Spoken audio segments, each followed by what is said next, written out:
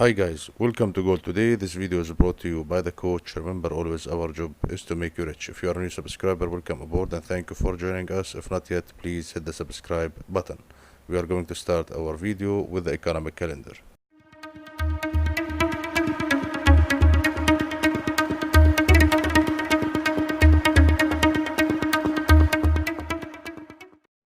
On the economic calendar for Wednesday and from the United States, we are waiting for the following economic headers to be released: the building permits for month of August and the housing starts month to month for August and housing starts for August and building permits month to month for August, interest rate decision and the FOMC statement and the press conference. That's all for the economic calendar. We'll move on now to the numbers.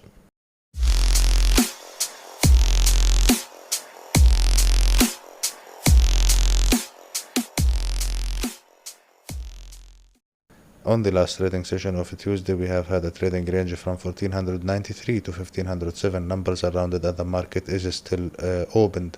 Gold spot is expected to print a close price above 1500.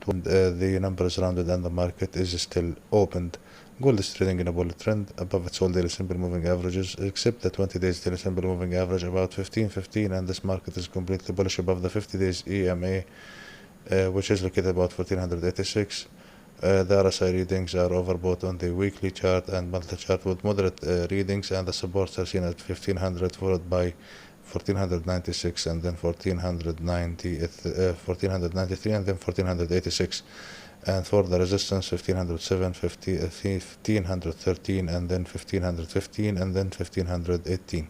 That's all for the numbers. We'll move on now to the trading strategy.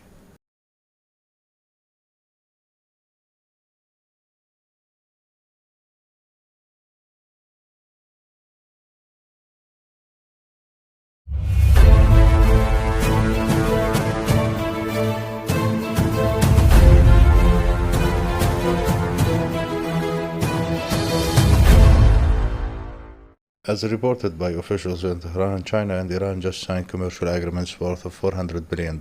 And by the way, this is the money that this money is going to be invested by Chinese in Iran. At that Russia and China started a huge military drills, and we did not hear yet anything from the President of the United States, Mr. Donald Trump, or any of the officials in the United States so far.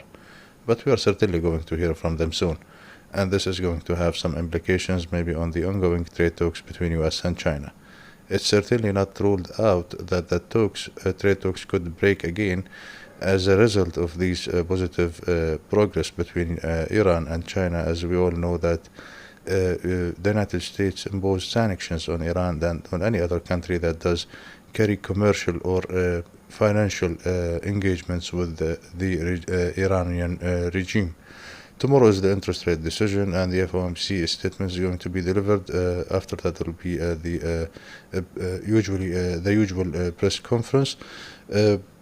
Keep these updates into your mind before considering shorting gold, because it could not be as profitable as you may think it would be. On the other hand, we are going to talk about something that is really interesting called debt monetization. Have a look at most of the countries around us. It's in deep debt, and this debt is financed through bonds.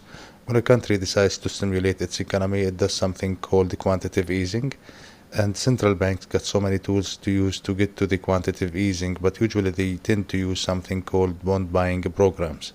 It means monetize the debt, print more money, inject it in the system, buy back your outstanding bonds. The effect maybe won't be seen on the trading screen, but you will feel it in the day-to-day life. From an economic point of view, if you increase the supply of something, the value of that thing, typically it goes down. And if a central bank decides to increase the supply of its own currency, the value of that currency, it will typically certainly go down. However, tomorrow the Federal Reserve Bank of the United States is going to deliver its decision about the interest rate and the FOMC statement, and then there will be the usual press conference. Fed is supposed to cut interest rate by 25 base points, and gold most likely will sell off because it's buy the rumor, sell the fact, and tomorrow is the fact, as simple as this. There are some cases where gold won't sell off if the rate cut is 50 base points, and this is less likely to happen, or if the Fed hints that there will be one or more rate cuts to be delivered later. and this is also less likely to happen. There is another case that it's hidden between the lines. If the Fed let go the phrase mid-cycle calibration, which will give a hint for the investors that the Federal Reserve Bank is going to cut more in the future. However, any rally for buyers will have a resistance about 1524 and ultimately 1556, and those can be used also as the stop loss for sellers. If I were you, I won't take a position tomorrow. I better watch and read and understand what's going to be in the future. That's all for today. Thank you guys for watching. I'll see you tomorrow.